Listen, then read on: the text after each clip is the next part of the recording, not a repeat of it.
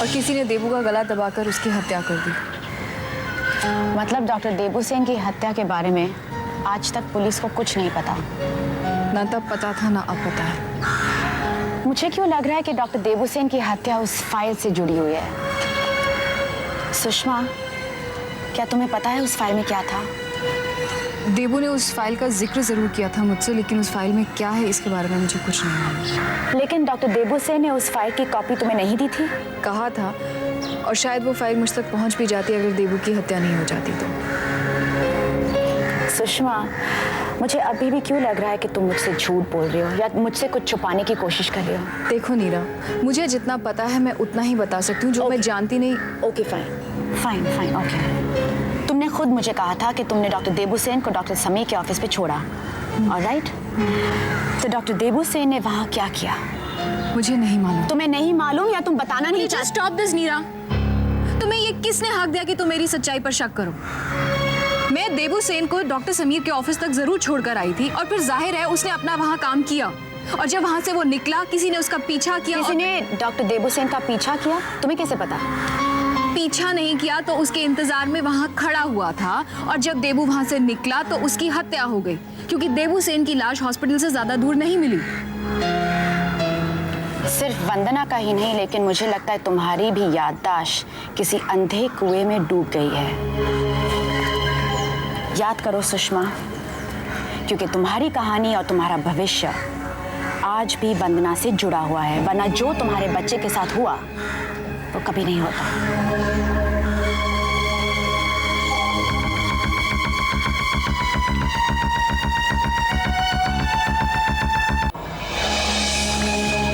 Doctor Martin's, आपका ये experiment कभी कामयाब होगा या नहीं?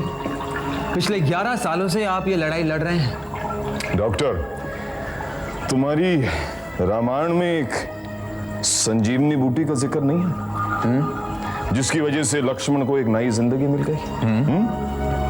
हम भी एक संजीवनी बना रहे हैं, जिससे इंसानों को नई जिंदगी मिल जाएगी। क्या ये कभी होगा?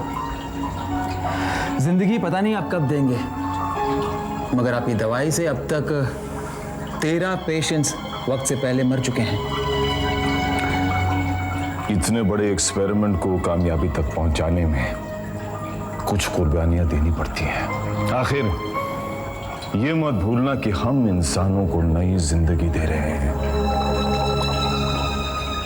अब ये बताओ कि तुम्हारे इस अस्पताल में कोई ऐसा हेल्थी पेशेंट है जो कोमा में जा चुका हो?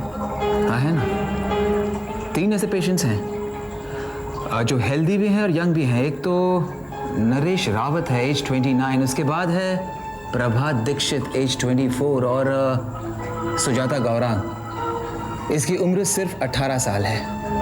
Very good. और इन तीनों को हमारी दवाई से ही, आपकी दवाई से ही ये तीनों पेशेंट कोमा के शिकार हुए हैं। सुजाता गौरांग तो पिछले 9 महीनों से कोमा में है। 9 महीनों से कोमा में है। इसका मतलब ये हुआ कि अब उसे एक नई जिंदगी देने का वक्त आ गया। Doctor,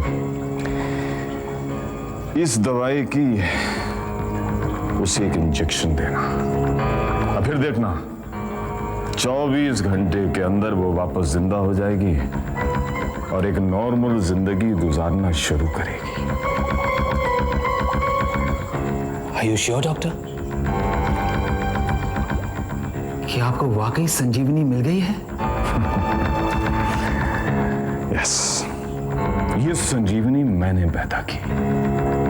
you wait and you watch.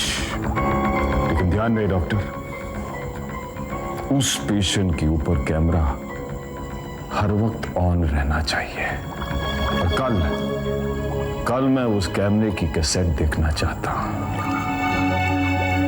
Okay, अब देखते हैं इस दवाई से वो पेशेंट जिंदा होता है या फिर